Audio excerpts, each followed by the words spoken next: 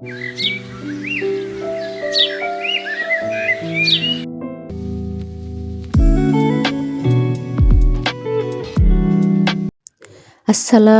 আলাইকুম। Hello everyone, কেমন আছেন আপনারা সবাই? আশা করি আপনারা সবাই দেশ বিদেশ থেকে যে যেখান থেকে আমার ভিডিওটি দেখতেছেন সবাই আল্লাহর অশেষ মেহেরবানিতে সুস্থ আছেন, ভালো আছেন। আমিও আলহামদুলিল্লাহ আমার পরিবারের সবাইকে নিয়ে ভালো আছি। আজকে আর একটি নতুন ভিডিও নিয়ে চলে আসলাম আপনাদের মাঝে। আশা করি আজকের ভিডিওটি আপনাদের কাছে ভালো লেগে থাকবে। আজকের ভিডিওটি সকালের নাস্তার পর থেকে শুরু করে দিয়েছি। সকালের নাস্তাটা আমি অফ ক্যামেরায় সেরে নিয়েছি। যারা ভিডিওর এই পর্যায়ে এসে একটি লাইক দিতে ভুলে গিয়েছেন, প্লিজ আমার ভিডিওটিতে একটি লাইক দিয়ে আমার ভিডিওটি কন্টিনিউ করবেন। আপনার সাথে সাথে দেখা যায় আমার এই ভিডিওটি আরও অনেকজনের কাছে আপনার একটি লাইক পৌঁছে দিবে, আমাকে আরেকটি নতুন ভিডিও তৈরি করতে উৎসাহ যোগাবে। প্লিজ তাই আমার ভিডিওটিতে একটি লাইক দিয়ে আমার ভিডিওটি কন্টিনিউ করবেন।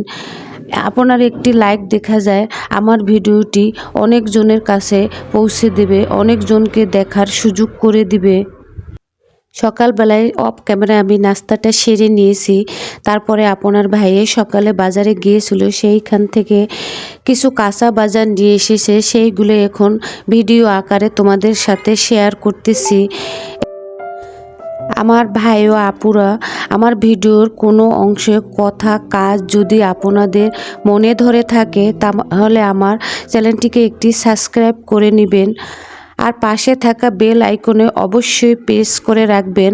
যখনই আমি কোনো ভিডিও আপলোড করব তখনই আপনাদের কাছে নোটিফিকেশন আকারে পৌঁছে যাবে।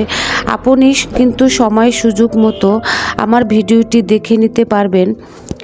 আমি কিন্তু অফ ক্যামেরায় সংসারের অন্যান্য সব কাজ সেরে নিয়েছি, ওইগুলো আর আজকে তোমাদের সাথে শেয়ার করব না। আজকে শুধু অল্প কিছু কাজ দিয়ে ভিডিওটি সাজিয়েছি। এখন আর দেখা যায় ভিডিও করতে ভালো লাগে না, ভিডিও আপলোড করতেও ভালো লাগে না। শখের বশত এই প্ল্যাটফর্মে এসেছি। এখন দেখা যায় বুঝতে পারতেছি যে আমি মনে হয় এগুলো পারবো না, কেননা সংসারের সব কাজ পরে ছোট দুইটা বাচ্চা, আর আমার ছোট বাচ্চাকে এখন দেখা যায় 3.5 বছর বয়স। এখন ওকে কম বেশি পড়তে বসাতে হয়, আর ওকে আমাকে প্রচুর সময় দিতে হয়। তারপর আপনাদের ভাইয়াকে আবার এক্সট্রাভাবে আমাকে সময় দিতে হয়। এর জন্য আগে 2 দিন পর পর একটা ভিডিও আপলোড করতাম, এখন দেখা যায় মন চাচ্ছে না। তারপরও দেখা যায় এসেছি, আবার ছাড়তেও পারতেছি না। এর জন্য দেখা যায় সপ্তাহে চেষ্টা করতেছি একটা ভিডিও আপলোড করার জন্য। আমি ওদিকে লাউয়ের ডগাগুলো কেটে নিয়েছি, আবার মূলা শাকটা অফ ক্যামেরায় কেটে নিয়েছি। আজকে লাউয়ের ডগা রান্না করব, মূলা শাকটা রান্না করব, মূলা শুটকি দিয়ে রান্না করব। এই যে আমি অফ ক্যামেরায় কিন্তু মূলাটা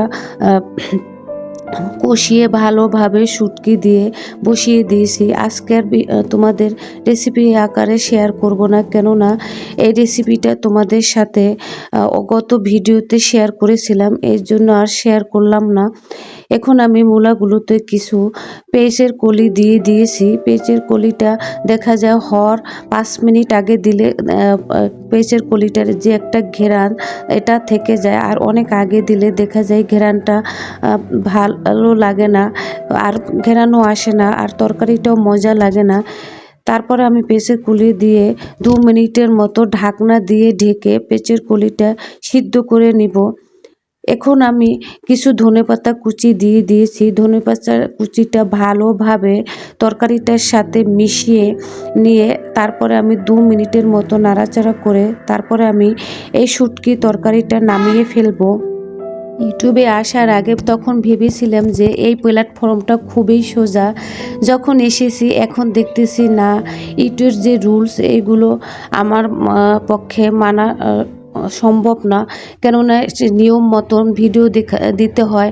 যখনই আমি এই প্ল্যাটফর্মে এসেছি তখনই দেখা যায় আমি ইউটিউবের রুলস অনুযায়ী কাজ করতে পারতেছি না। দেখা যায় আজকে 2 দিন পর একটা ভিডিও দেওয়ার কথা আমি 3 দিন পরও দেই, আবার 4 দিন পরেও দেই। এইভাবে এই পর্যন্ত চলে এসেছি। তারপরে এসে দেখা যায় তারপর আমার ভিডিও তেমন একটা ভিউ আসে না, এর জন্য আমি হাঁফিয়ে উঠেছি। আর ভালো লাগে না, এত কষ্ট করার পরও ভিডিওর তেমন একটা অগ্রগতি দেখতে পারতেছি না, ওদিকে আবার সংসারও সময় দিতে পারতেছি না। এর জন্য ভাবতেছি যে না, আমার সন্তান, স্বামী, সংসারকে বেশি প্রায়োরিটি দিতে হবে। এই ইউটিউব থেকে আমি আর কিছু আশা করতেছি না। আমি মনে করি প্রত্যেকটা ইউটিউবার বা ব্লগারে এখানে কিছু আশা করে আসে, শখের বশত আসে, তারপরে এর ভিতরে অন্য কিছু থাকে। আমরা নারীরা প্রত্যেক ঘরে বসে প্রত্যেকটি নারী চাই যে এক্সট্রা কিছু না কিছু করতে। আমি সেই মনোবাসনা নিয়ে এসেছিলাম, কিন্তু এখন আর আমার সেই আশা ভরসা সব কেন যেন মলিন হয়ে গিয়েছে। এখন আর ভালো লাগে না। তারপরও আবার দেখা যায় এখান থেকে চলে যেতেও পারতেছি না। দেখা যাক কি হয়। তারপরে এখন আমি আলু, নতুন আলু দিয়ে এবং বেগুন দিয়ে আর দেশি শিং মাছ দিয়ে একটা তরকারি রান্না করব। আমি যখনই এই তরকারিটা রান্না করি, আলু বেগুন ভালোভাবে ভেজে নেই, তারপরে মাছগুলো ভেজে নিয়ে মশলাগুলো হলুদের গুঁড়া, মরিচের গুঁড়া আর পেঁয়াজ আর রসুন থেতলিয়ে ভালোভাবে কষিয়ে পানি দিয়ে ঢাকনা দিয়ে ঢেকে যখন বলক আসে তখন আমি ভেজে রাখা সব উপকরণগুলো দিয়ে দিয়েছি।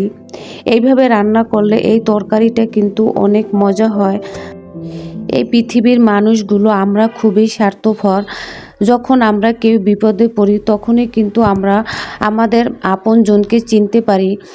বিপদের সময় যদি পর হয়, তখন যদি তোমার বিপদে সে এগিয়ে আসে, তোমার পাশে থাকে, তখনই কিন্তু সে প্রকৃত বন্ধু বা তোমার প্রকৃত আপনজন।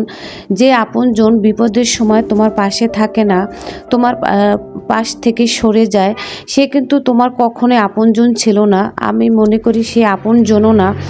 তাই আমাদের বিপদের সময় সে যদি পড়শিও হয় বা দূরের কেউ হয়, বিপদের সময় যদি আমাদের পাশে থাকে, সে হয়েছে প্রকৃত বন্ধু, প্রকৃত আপনজন।